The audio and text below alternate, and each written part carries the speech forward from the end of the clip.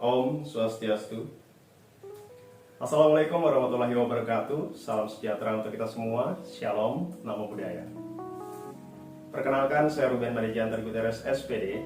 Saya mahasiswa PPG dalam jabatan Angkatan Kedua tahun 2021, jurusan Pendidikan Sejarah di Universitas Hasanuddin dengan nomor urut peserta 201502693305 dan nomor induk mahasiswa 21050106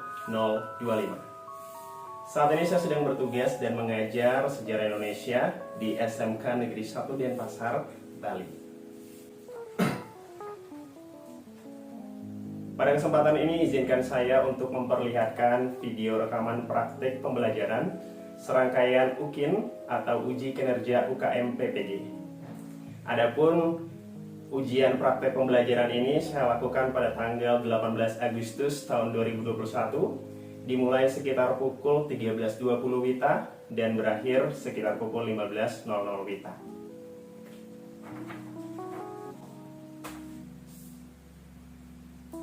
Untuk topik pembelajaran kali ini saya mengangkat tema tentang teori masuknya agama Hindu-Buddha di Indonesia, di mana saya kemas proses pembelajaran secara daring mengingat saat ini di Pulau Bali sedang diberlakukan PPKM darurat.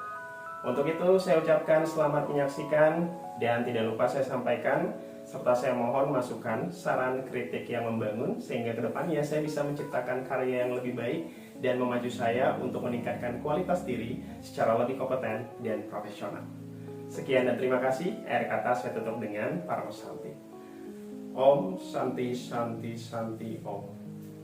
Assalamualaikum warahmatullahi wabarakatuh. Salam sejahtera untuk kita semua dan Shalom, Namo Buddhaya.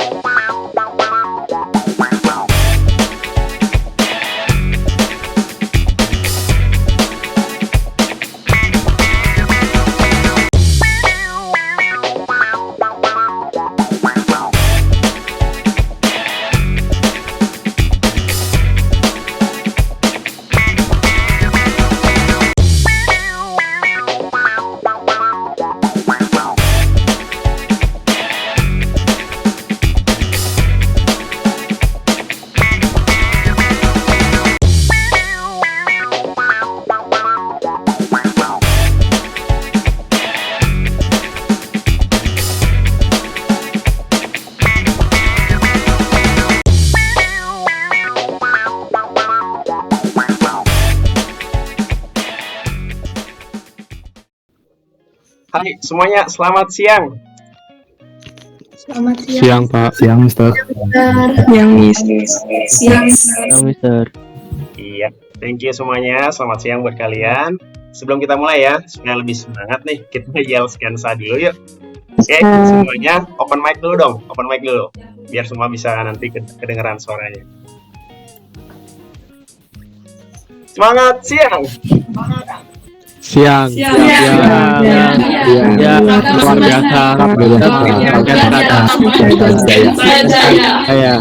Oke, boleh lah ya. Oke, tepuk tangan dulu buat kita semua ya. Nah, sudah boleh matikan mic-nya. Terima kasih buat semangatnya hari ini ya.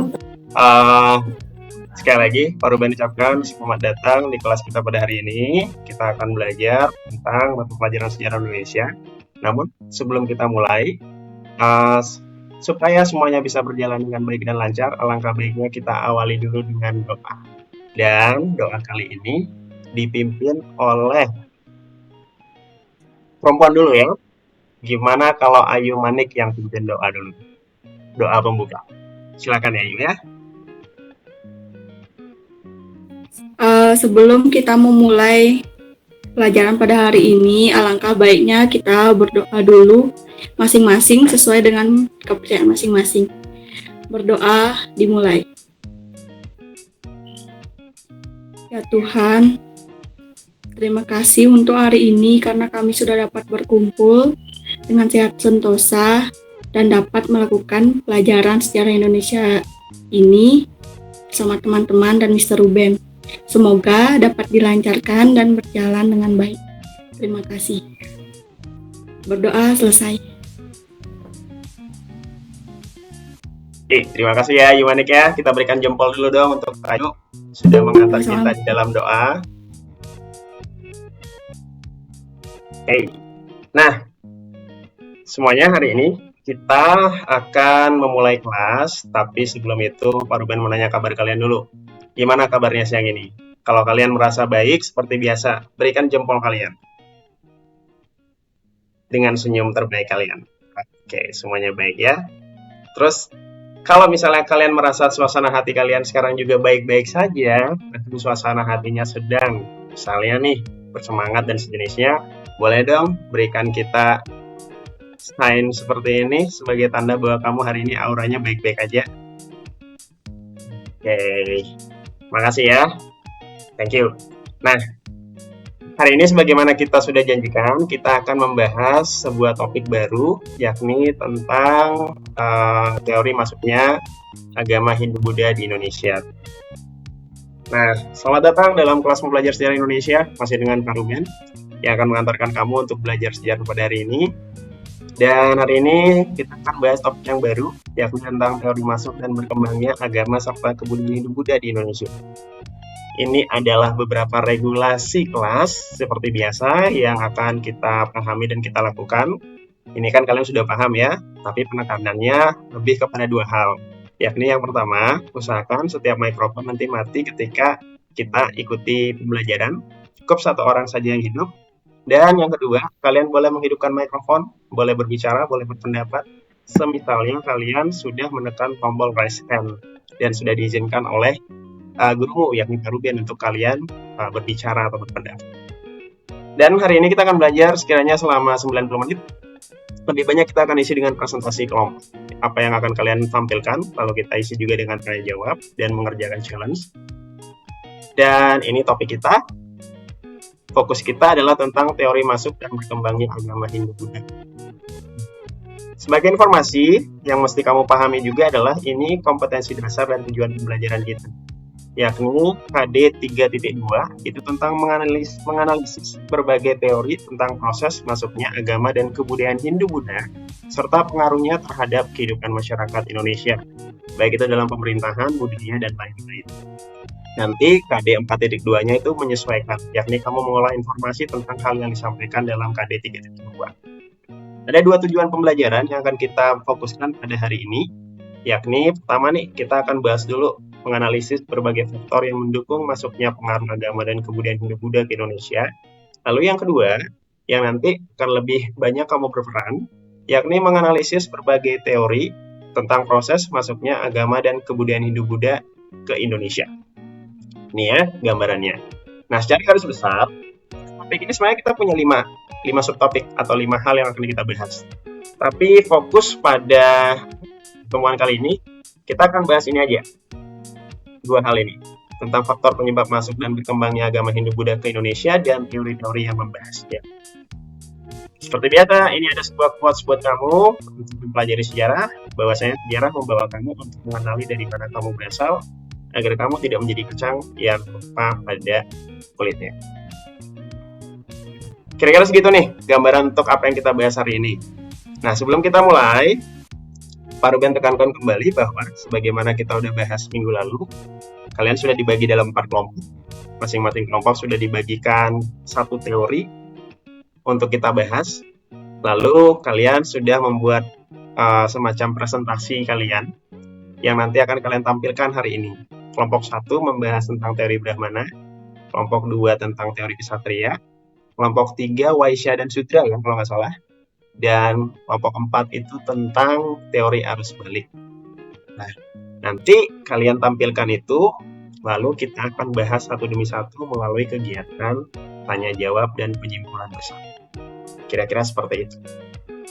Nah, sebelum mulai nih ya, Kak Ruben ingin melihat wajah semangat kalian dulu seperti biasa. Boleh nggak senyum dulu barang 5-10 detik di depan. Hitungan ketiga, 1, 2, 3. Oke, tunjukkan senyum dan semangat termanis kamu hari ini. Wow, oke, tahan 5 detik lagi. Manis-manis semuanya hari ini, ya. Cute ya. Hey, nah, sekarang boleh dilepas. Untuk memastikan bahwa kamu semakin semangat hari ini untuk mulai belajar, Pak Ruben punya teman nih yang akan Pak Ruben kenalin sama kamu.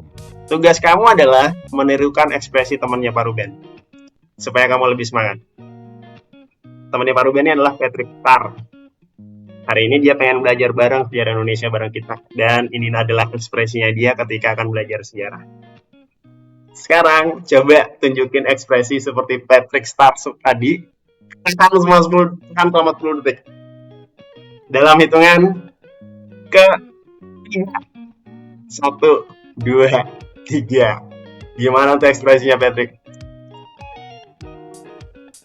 Tahan 10 detik. 5, 4, 3, 2, 1. Oke. Kayaknya yang paling bagus ekspresinya itu adalah Wahyu. Kita berikan tepuk tangan dulu dong buat Wahyu. Hari ini kamu yang menang ya.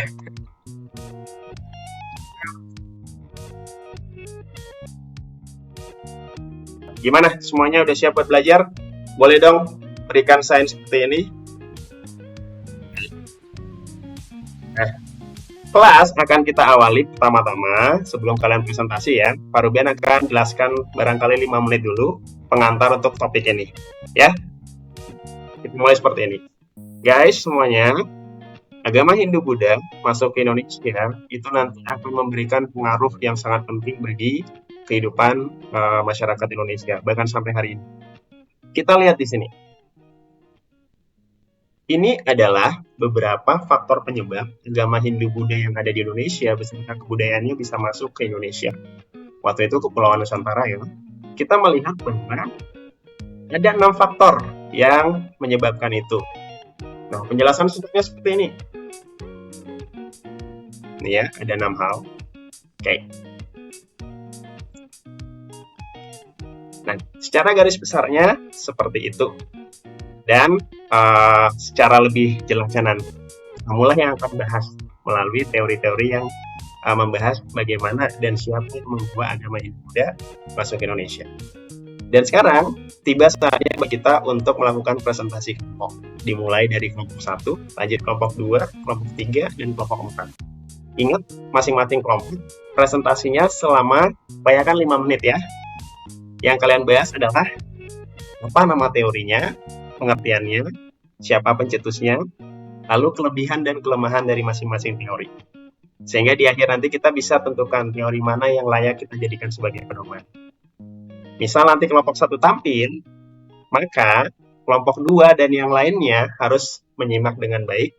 Terutama kelompok 2, mereka bertugas nanti memberikan pertanyaan dan tanggapan kepada kelompok 1. Yang nanti akan ditanggapi balik oleh kelompok 1. Yang lain boleh juga sebagai tambahan. Gimana? Sudah paham dan sudah siap untuk presentasi? Berikan tanda jempol.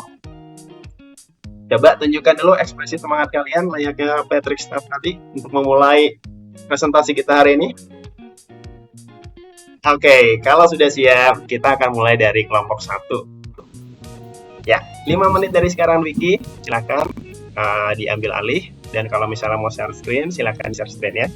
Silakan Wiki. Kita berikan semangat dulu dong buat Wiki dari kelompok 1. Ciao. Silakan Wiki ya. Ya, teori Brahmana adalah teori bahwa agama Hindu dan Buddha dibawa dari India ke Indonesia oleh para Brahmana. Brahmana adalah kasta tertinggi dalam agama Hindu yang terdiri dari para pendeta dan pemimpin agama. Hal ini karena Brahmana adalah kelompok sosial yang paling terpelajar dan memiliki pengetahuan tentang aksara Pallava dan bahasa Sanskerta, budaya dan ilmu agama Indonesia, Hindu.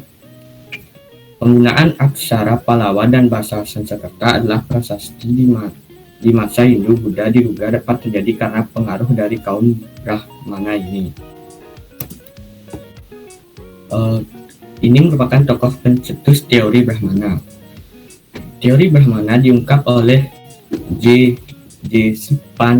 Panleur yang menyatakan bahwa agama dan kebudayaan Hindu Buddha yang datang ke Nusantara dibawa oleh golongan Brahmana. Mereka sengaja diundang oleh penguasa waktu itu. Ini didasarkan pada pengamatan terhadap sisa-sisa peninggalan kerajaan bercocok Hindu Buddha, terutama pada prasasti-prasasti yang menggunakan bahasa Sanskerta dan huruf Pallava. Di India, bahasa Sanskerta hanya digunakan dalam kitab suci dan upacara keagamaan, dan hanya golongan Brahmana yang mengerti dan menguasai penggunaan bahasa tersebut. Keunggulan dan kelebihan teori Brahmana. Kelebihan teori Brahmana adalah didukung oleh fakta bahwa kaum Brahmana adalah golongan yang khusus menangani bidang keagamaan. Dalam sistem kasta India, hanya kaum Brahmana yang menguasai Veda dan hanya mereka yang boleh mempelajari dan menyebarkan ajaran Veda. Bukti nyata yang dapat ditemukan yaitu adanya prasasti-prasasti yang peninggalan kerajaan Hindu Buddha yang ditemukan di Indonesia, kebanyakan menggunakan huruf Pallava dan bahasa Sanskerta. Berikut merupakan contoh prasasti-prasasti yang menggunakan huruf Pallava dan bahasa Sanskerta yang ditemukan di Indonesia. Yang pertama, Prasasti Mulawarman. Prasasti Mulawarman adalah situs peninggalan kerajaan Hindu Kutai di Kalimantan Timur. Seperti ini. Kemudian ada Prasasti Tukmas. Prasasti Tukmas dipahat dengan tulisan aksara Pallava dengan menggunakan bahasa Sanskerta. Kemudian berikutnya ada Prasasti Kubu Rajo. Prasasti ini ditulis dengan menggunakan bahasa Sanskerta yang terdiri dari 16 baris tulisan. Berikut merupakan kelemahan dan kekurangan teori Brahmana. Menurut ajaran Hindu kuno, seorang Brahmana dilarang untuk menyeberangi lautan apalagi meninggalkan tanah airnya. Jika ia melakukan hal tersebut, maka ia akan kehilangan hak akan kastanya, sehingga mendatangkan para Brahmana ke Indonesia bukan merupakan hal yang wajar untuk dilakukan. Yang kedua, mempelajari bahasa Sanskerta merupakan hal yang sangat sulit, jadi tidak mungkin dilakukan oleh raja-raja di Indonesia yang telah mendapat kitab Veda untuk mengetahui isinya, bahkan menyebarkan pada yang lain, sehingga pasti memerlukan bimbingan kaum Brahmana. Sementara tadi, kaum Brahmana, menurut ajaran Hindu kuno, kaum Brahmana dilarang untuk menyeberangi lautan apalagi meninggalkan tanah airnya.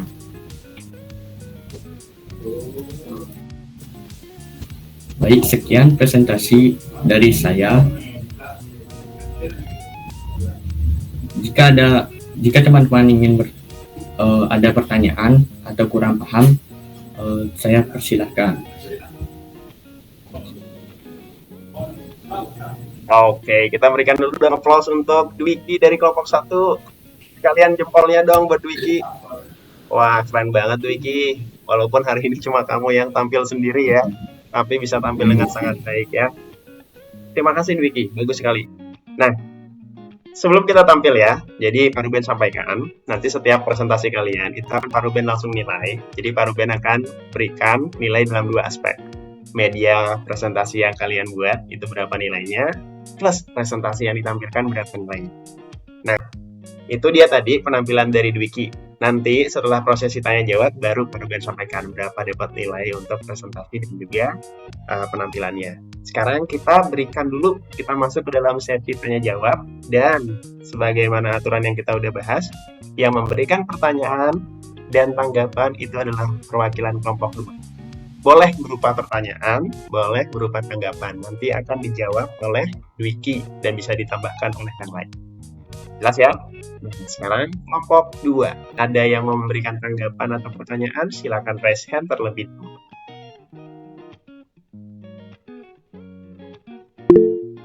Oke, ada Tarisa. Tarisa, silakan nih.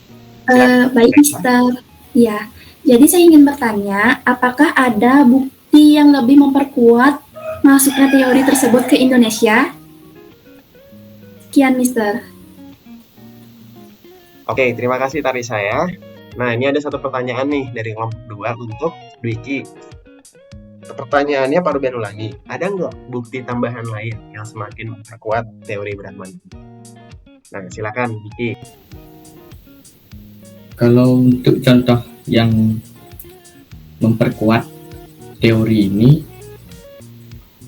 sebenarnya prasasti-prasasti yang ditemukan yang menggunakan huruf Pallava dan bahasa Sanskerta sudah sangat kuat untuk membuktikan teori ini.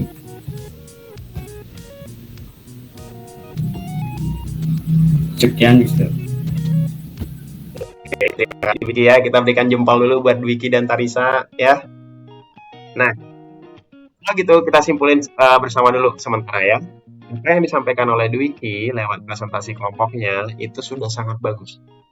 Dan apa yang Pak Ruben ekspektasikan itu dijawab dengan sangat baik oleh kelompok 1 karena materi yang ditampilkan itu bisa dikatakan lengkap. Kemudian mulai dari pengertiannya, kemudian tokohnya. Oh ya, yang tadi Pak Ruben lupa. Tokohnya itu J.C. Van Leer dibacanya, bukan Van Leur, tapi dibacanya J.C. Van Leer. Itu yang tadi Pak Ruben lupa ya. Betul. Kemudian analisis terkait dengan kelebihan dan kekurangan teorinya juga sangat bagus. Bahkan bisa Pak Ruben katakan presentasi Dwiki tadi itu lengkap menyampaikan kelebihannya karena sistem kata di India itu sifatnya tuh kalau orang Bali bilang seperti ketat sekali, kaku, tertutup. Untuk mempelajari Weda dan menyebarkan ajaran agama Hindu itu hanya boleh dilakukan oleh kaum Brahmana. Karena mereka yang punya pendidikan tentang isi Weda, bahasa Sanskerta dan juga Buddha. Kasta yang lain itu nggak bisa. Sehingga teori ini dianggap sebagai teori yang kuat karena ya cuma kaum Brahmana yang bisa menyebarkan agama Hindu Buddha, sehingga teori Brahmana ini dianggap yang paling kuat sejauh ini. Nah, fakta-fakta yang bisa diberikan adalah banyak ditemukan prasasti-prasasti di Indonesia yang menggunakan huruf Sanskerta dan huruf Pallava dan bahasa Sanskerta, sehingga itu menandakan bahwa golongan Brahmana India pasti memang benar pernah diundang ke Indonesia lalu menyebarkan ajaran itu, sehingga nanti bisa menghindu-budakan masyarakat Indonesia kan ibaratnya kayak melahirkan atau menurunkan ilmunya kepada orang Indonesia sendiri yang kelak menjadi Brahmana lokal, Brahmana Indonesia, sehingga nanti tidak perlu pakai jasa Brahmana India lagi, tetapi sudah ada kaderisasi menjadi Brahmana Indonesia. Kira-kira seperti itu. Bisa dipahami semuanya? Berikan tanda jempol. Iya. Nah, seperti janji tadi, kita berikan dulu penilaian terhadap penampilannya Dwiki. Dari presentasi yang ditampilkan, maksudnya medianya ya, itu bagus, tetapi tidak banyak ada hiasan dan segala macamnya, fitur-fiturnya, tapi bagus. Ditampilkan dengan baik dan enak buat dilihat. Isinya juga bagus, dikemasnya secara menarik, dan ya enak aja, catchy aja dilihatin. Dan untuk itu Pak Ruben memberikan nilai, ini Pak Ruben dicatat ya, walaupun cuma seperti ini. Pak Ruben memberikan nilai untuk produk medianya kelompok 1 itu adalah 96. Semoga puas ya. Terima kasih, Mister. Iya, normal. Nah, yang kedua, untuk penampilannya Dwiki mempresentasikan hasil diskusi kelompok 1, itu Pak Ruben berikan nilai 90. Itu udah bagus sekali, ya. Jadi, 96 dan 90. Nanti kita buatkan relasinya. Sekali lagi kita berikan dulu applause dan juga jempol untuk Dwiki untuk penampilannya dari kelompok 1 yang sudah sangat baik. Oke. Nah, dari Dwiki sekarang kita akan beralih menuju ke kelompok 2. Mana nih orang-orang kelompok 2 nih? Coba say hello dulu dong kayak gini. Angkat tanganmu kelompok 2 ya, ada Tarisa, ada Manik, sama ada Sultan. 3 orang ya. Oke. Yang lain kelihatan semua kan? Sudah kelihatan kan? Oke, ya, silakan kelompok 2 ya. Baik teman-teman, setelah kita melewati sesi pembukaan, langsung saja kita mulai ke sesi yang kedua, yaitu sesi penyampaian dan penyajian materi. Di mana subbab materi yang pertama adalah mengenai pengertian teori kesatria yang akan dijelaskan oleh saya sendiri. Jadi, teori kesatria adalah sebuah teori yang menyatakan bahwa agama Hindu dibawa ke Indonesia oleh para bangsawan dan pemimpin kerajaan atau kasta kesatria. Berdasarkan teori ini, para kesatria berperan dalam pendirian kerajaan-kerajaan di Indonesia. Kasta kesatria adalah salah satu kasta yang ada di dalam sistem sosial agama Hindu, yang terdiri dari para raja, para prajurit, dan bangsawan.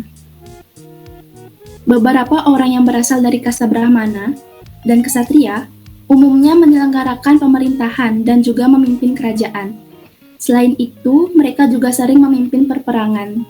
Jadi dapat disimpulkan bahwa golongan kesatria yang dimaksud dalam teori kesatria bukan hanya para tentara, melainkan raja dan bangsawan juga ikut terlibat dalam proses masuknya agama dan kebudayaan Hindu-Buddha di Indonesia. Baiklah, selanjutnya adalah penyampaian dan penyajian materi kedua, yaitu mengenai tokoh pencetus teori kesatria tersebut. Saya persilakan untuk Sultan membacakan materi yang kedua. Nah, saya di sini akan menyampaikan untuk materi yang kedua, yaitu tokoh pencetus teori kesatria. Nah, jadi hipotesis teori kesatria didukung oleh tokoh bernama C.C. Burke. Memiliki nama lengkap Cornelis Christian Burke. Ia merupakan pria keturunan Belanda yang lahir di Bandung pada tanggal 7 Februari 1993. Nah, selain mendukung teori kesatria, C.C. Burke juga senang meneliti sejarah Indonesia. Salah satu karyanya yakni buku tentang sejarah Jawa. Dalam buku tersebut, ia memberi tafsiran baru tentang sejarah Jawa kuno. Namun, ia mengalami kegagalan karena pemikirannya terlalu intelektualis dan selalu berprasangka buruk terhadap orang Indonesia. Selain C.C. Burke, beberapa tokoh pendukung teori kesatria lainnya yaitu seperti Mukherjee dan L. Moynes. Sekian dari saya, akan dilanjutkan oleh teman saya lagi satu. Baik, saya akan melanjutkan untuk materi ketiga, yaitu mengenai keunggulan dan kekurangan dari materi. Pada keunggulannya, yaitu pertama, golongan kesatria memiliki semangat berpetualang untuk menaklukkan daerah lain. Dan yang kedua, berdasarkan pendapat dari C.C. Burke, yakni para kesatria turut terlibat konflik di Indonesia, mereka mendukung salah satu pihak dan apabila berhasil memenangkan peperangan maka akan menerima hadiah. Contohnya seperti dinikahkan dengan seorang putri kerajaan dan sebagainya. Yang ketiga, Moynes berpendapat bahwa para kesatria melarikan diri dari peperangan yang berlangsung di India. Mereka kemudian mendirikan kerajaan baru di Indonesia pada abad ke-5. Dan yang terakhir, kelebihan teori kesatria adalah adanya suatu bukti bahwa seringnya terjadi kekacauan politik antar golongan di India pada awal Masehi yang membuat para prajurit yang selalu terdesak akhirnya sampai pada titik jenuh atas peperangan berkepanjangan sehingga mereka meninggalkan tanah airnya. Dan selain itu, pada kelemahannya atau kekurangan teori tersebut ada 3 lagi. Yang pertama yaitu golongan kesatria tidak menguasai bahasa Sanskerta dan huruf Pallava. Sementara beberapa peninggalan kerajaan-kerajaan Hindu-Buddha memuat isi menggunakan bahasa dan huruf tersebut. Yang kedua, tidak terbukti tulisan bahwasanya telah terjadi tindakan kolonialisme yang dilakukan oleh para kesatria dari India. Dan yang terakhir, tidak ditemukan bukti peninggalan prasasti yang menggambarkan penaklukan kerajaan di Indonesia oleh kerajaan-kerajaan yang berasal dari India. Oke, Pak Ruben Lambalani dulu ya. Sebelum kita mulai ke pertanyaan, sekali lagi kita berikan dulu tepuk tangan yang meriah, jempol kita untuk penampilan dari kelompok 2. Luar biasa bagus sekali ya. Kita tetap lanjut ya. Masih ada 2 kelompok lagi, tapi sebelum itu supaya tetap semangat, gimana kalau kita break game dulu? Judul gamesnya itu adalah Express Like Them. Jadi kamu mengekspresikan diri kamu seperti mereka. Pertanyaannya, siapakah mereka itu? Pak Ruben akan menghadirkan kepada kamu beberapa teman ciliknya Pak Ruben dan juga beberapa teman sebayanya Pak Ruben yang mereka akan tampil dengan sangat ekspresif. Sekarang adalah ikuti ekspresi wajah mereka. Ini namanya Maria Christina. Udah kelihatan ya? Si Maria ya. Ini Maria kayaknya waktu mainannya diambil deh sama Pak Ruben. Dia nangis-nangis kayak gini. Ini Maria nih. Oke. Gimana guys? Maria? Coba ekspresikan diri kamu seperti Maria yang lagi gitu ya. Oh. Dalam hitungan 3. 1, 2, 3. Yuk, Maria. Maria mana Maria? Nah. Wow, wahyu totalitas banget. Bung Adi luar biasa. Yang lain jangan malu-malu. Tania udah mulai menampakkan dirinya. Iya, bagus. Yang lain, Dwi juga bagus. Nah, ini Casa nih. Kurang nganga aja nih Casa. Nganga dong. Cas, nganga, Cas. Nah, udah. Gue Adi stabil banget. Tera udah mulai tuh. Oke, tepuk tangan dulu buat kalian ya. Luar biasa ya. Oke.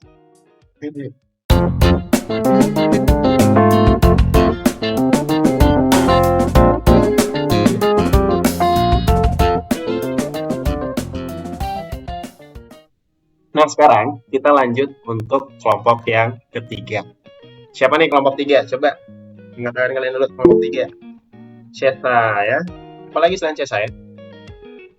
Oh, ada Danu. Cesa, Danu, Dinda, sama Bung Adi. Oke. Nah, kalau sudah siap, silakan diambil alih. Kelompok 3, yuk semangatin dulu kelompok 3 yuk. Bisa yuk. Ya, silakan kelompok 3 ya, bisa dimulai dari sini. Teori Waisya adalah teori yang menyatakan bahwa masuknya agama Hindu Buddha ke Indonesia dikarenakan perdagangan internasional. Dalam teori Waisya dijelaskan bahwa ajaran Hindu Buddha masuk ke Indonesia dibawa oleh para pedagang dari India. Teori ini mempercayai bahwa masuknya agama Hindu Buddha ke Indonesia dibawa oleh orang-orang India berkasta Sudra atau kasta terbawah dalam agama Hindu yang datang ke Indonesia untuk memperbaiki taraf hidupnya. Teori arus balik adalah salah satu teori yang menjelaskan proses masuknya agama Hindu ke Indonesia karena peran aktif masyarakat Indonesia sendiri. Pengenalan pengaruh Hindu-Buddha ini merupakan inisiatif dari orang-orang India atau para pendeta India. Namun yang menyebarkan adalah masyarakat Indonesia sendiri yang diutus oleh Raja Nusantara untuk mempelajari agama dan budaya para pendeta India di negara asalnya. Akhirnya presentasi dari masing-masing kelompok 1, 2, 3, dan 4 sudah selesai. Kita akan segera menyudahi pembelajaran kita hari ini. Tetapi sebelum selesai, Pak Ruben meminta satu orang bisa nggak menyimpulkan apa yang sudah kita pelajari hari ini, termasuk barangkali menyampaikan pesan belajarnya hari ini. Apa yang kamu rasakan ketika belajar bersama hari ini? Ada Ayu Mani, silakan Ayu Mani disampaikan, simak bersama ya. Terima kasih atas waktunya, Mister. Ya. Jadi yang udah dilakuin hari ini tuh sudah dari presentasi-presentasi menjelaskan beberapa teori, maksudnya Hindu-Buddha Nusantara kita yaitu Indonesia, dan itu sudah cukup baik sekali, walaupun tadi juga ada banyak kendala, tapi teman-teman dah luar biasa, semangat semua, dan Ayu harap pelajaran ini udah bermanfaat banget untuk menambah wawasan bagaimana sejarah dari kita. Kita hidup, kita harus tahu sejarah juga. Agar seperti pepatah yang Mister katakan, biar nggak kayak kacang yang lupa kulitnya gitu. Nah jadi Kesannya untuk hari ini tuh luar biasa banget, antusias untuk menjawab, semangat, pokoknya bagus buat teman-teman semua. Mr. Ruben juga mengajar dengan baik sekali. Jadi Ayu terima kasih untuk waktu hari ini dan semoga kedepannya dapat berlangsung lebih lancar lagi. Terima kasih Mister. Oke, terima kasih Ayu. Kita berikan jempol dulu ya. Terima kasih Ayu ya, sudah menyampaikan dengan baik. Sudah semangat juga kalian semua. Tadi Ayu sudah menyimpulkan. Sekarang Pak Ruben ingin menunjukkan orang. Karena Pak Ruben punya sebuah pertanyaan pamungkas. Ya. Dan yang beruntung kali ini Pak Ruben tunjuk itu adalah Lia Mastika. Nah, Lia, Pak Ruben punya pertanyaan nih. Dari 5 teori yang sudah kita bahas, kira-kira teori mana nih yang akurasi kebenarannya paling tinggi dan bisa kita jadikan sebagai pedoman? Menurut saya, teori yang tertinggi yang begini adalah teori Brahmana dan teori arus balik. Kalau dari teori Brahmana, karena orang Brahmana yang hanya orang Brahmana yang dapat mempelajari huruf Pallawa dan bahasa Sanskerta. Dan kalau dari teori arus balik, karena masyarakat Indonesia yang berperan aktif dalam menyebarkan agama agama Hindu-Buddha ke Indonesia. Oke, kita berikan jempol dulu buat Lia ya. Jawabannya bagus, kesimpulannya bagus.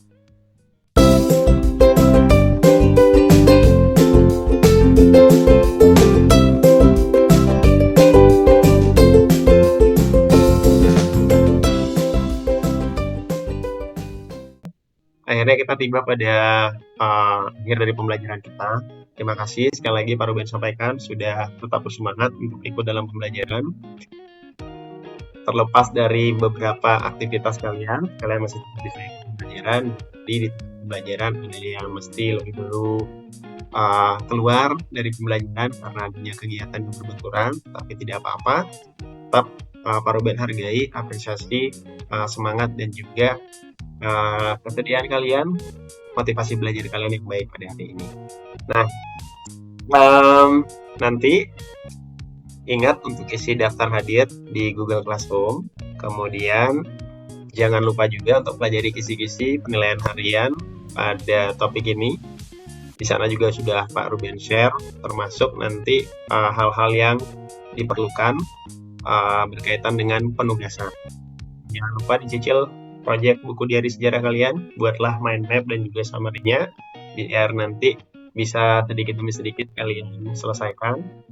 Dan untuk minggu depan, sepertinya kita masih akan membahas topik ini. Kita akan melanjutkan membahas dampak dan juga pengaruh dari masuknya agama Hindu di Indonesia. Termasuk bagaimana kita menganalisis peta rute penyebarannya. Dan terakhir, sedikit membahas tentang kerajaan-kerajaannya, walaupun tidak akan fokus ke sana. Dan satu lagi itu tentang kenapa kerajaan Hindu-Buddha nanti mengalami kemunduran bahkan keruntuhan. Jadi kalian bisa persiapkan dengan baik, dan materi ajar, video pembelajarannya semuanya sudah ada di Google Classroom. Silakan kalian bisa akses dan nanti bisa kalian jadikan sebagai pedoman untuk pembelajaran berikutnya. Dan setelah ini kita bisa akhiri pembelajaran. Semangat terus PJJ-nya dan sampai ketemu pada pertemuan selanjutnya. Sudah boleh meninggalkan promoting. Thank you semuanya ya.